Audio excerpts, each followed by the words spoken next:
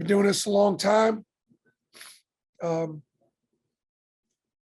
say this is probably one of the best regular season wins I've had in a long career. To win a championship on the road at a really good place against a really good team and a really good coach, with our backs up against the wall. Played really well early. You could tell we came ready to play. Didn't have the same effort and energy in the second half. And Mississippi State had the building rocking. They were playing great. And just somehow our guys sucked it up. I think it's because they're competitors.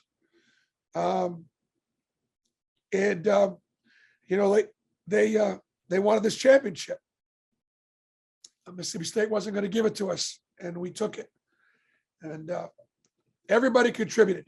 If you look up and down the roster, everybody contributed. Everybody scored. Everybody rebounded, although we didn't rebound well enough. And we had 19 assists. It's a great, great, great win for Auburn basketball. All right, first question is going to be from Justin Ferguson. Bruce, you guys down the stretch, I think they took a 5-point lead. The rest of the way, they hit 5 shots and you forced 7 turnovers. What was the difference of the defense after they had gotten hot for most of that second half? You know, I think maybe they were fatigued. If you look at the minutes, Molinar played 39 and Tolu played 39. Garrison, 36 and 35. We just played our bench a little bit more. And I honestly think at the end, that was a factor. Obviously, KD took the game over.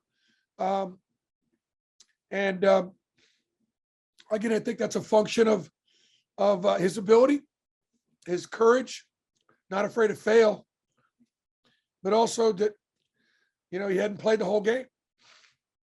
He still had something left. Go to Bennett Durando. Yeah. At what point did you sort of know that Katie was taking over the game in overtime? He said that his teammates sort of they can sort of recognize when that happens and they're just going to keep hyping him up. Exactly. And it was just KD time. And everybody saw it. I did go with a small lineup in the last few minutes of the game and then throughout the overtime. And that lineup hadn't played together all year. But just felt like that group could get it done. Bill Cameron. Well, that was sort of what I was going to ask Bruce about the decision to go with the 3 small guards. I mean, it really seemed to spark things. Had you guys worked on that much at all? No, those guys have never played together. But the wing, I wanted Wendell out there because I wanted the ball in his hands. I wanted Zepp out there because of his defense and his that wouldn't turn it over. I wanted KD out there to be able to make plays. I wanted Jabari out there because he's the best player in college basketball. And I wanted Walker out there. And Walker had some huge blocks and huge rebounds and big basket down the stretch. So I am just so proud of these guys, so happy for them. And I'm so proud of them. And I'm happy for Auburn. This is our 3rd championship in 4 years. And these suckers don't come easy. Go to Brian Stoltz. Yeah, I was going to ask about KD, but going to switch to the Auburn crowd in the stands. On TV, you could really hear "Let's Go Auburn" and the chant of AUBURN in the crowd. What's it like to have that support on the road in Mississippi State at 8:00 on a Wednesday when they're taking over our arena and making the things loud for the opposing team like you guys? Well, all you do is, first of all, this was God's plan all along. In victory or defeat, we're going to give him the glory. I mean that from the bottom of my heart. You do feel a responsibility to try to reward this Auburn family with all of its support. People got to take time off from work. They got travel, families. but they wanted to see history made. They wanted to be here when we won this championship. And, Kentucky is obviously famous in our league for their fans traveling. But I don't know that this year any team traveled more fans than Auburn. I think you're going to see that in Tampa as well. And all I can tell you is that I am grateful. I'm just grateful. Daniel Locke.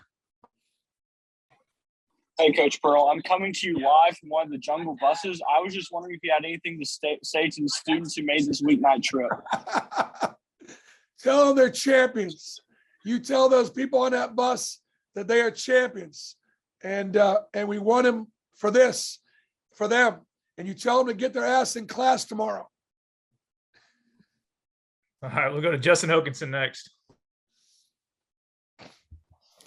Hey, Bruce.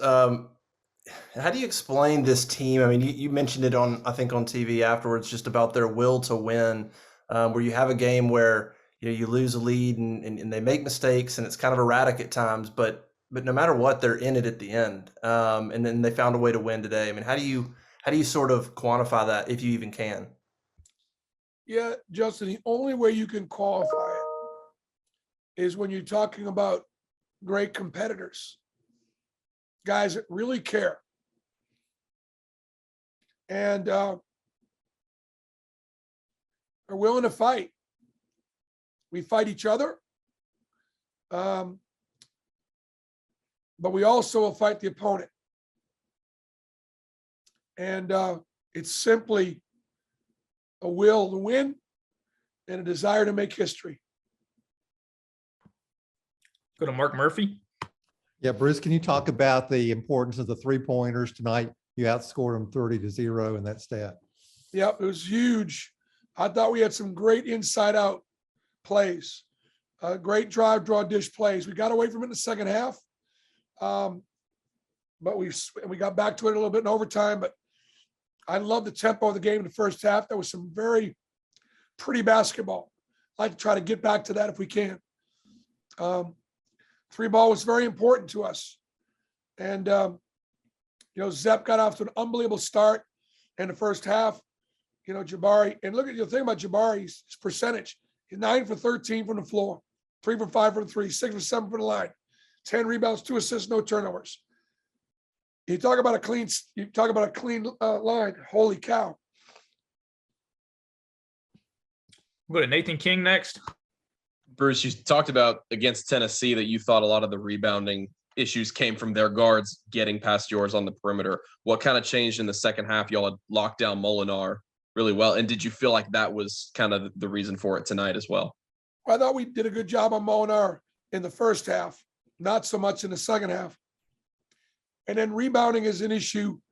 It is. And Mississippi State's a good rebounding team, but they shouldn't out-rebound us by 18. So, Jabari's still a freshman. And Walker is, he's physical, but he's not going to move people out. Our guards have got to do a better job of rebounding down. They just do. Guys, we got time for 2 more. We'll go to Henry Patton first. Coach, you touched on Zep a bit earlier, but when he's hitting shots like that and being aggressive, how much is that able to open up your offense? Oh, it's great. I mean, it's huge. We're a spread ball screen offense, and stuff doesn't work very well if you can't spread them if you can't shoot it. We're going to finish up with Jake Gonzalez. Hey, Coach. Y'all are 4th ranked nationally in 2-point defense, and tonight they scored 75% of their shots from inside the 2-point range. So what's the difference tonight in that category, and kind of what do y'all look to do to fix that as you go into postseason play? That's all about Mississippi State now. Mississippi State is tops in our league in 2-point field goal percentage, and they're tops in our league at or first or second in the amount of points they score from 2. So that's all about Mississippi State. Has nothing to do with Auburn. Give Mississippi State the credit. Talking a little trash on the field? Yeah, we get it. Trashing the state with litter? That's terrible. Keep it clean. Keep Alabama beautiful.